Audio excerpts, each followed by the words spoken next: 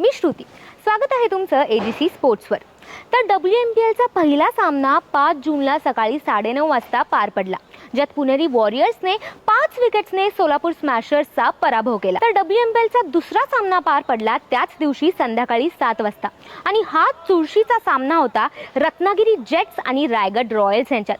यात आपल्या स्टार खेळाडू स्मृतीने 25 बॉलमध्ये 35 रन्स मिळवून एक महत्त्वपूर्ण योगदान दिलं. सगळ्यांची नजर मात्र ओढून घेतली गौतमी नायकने.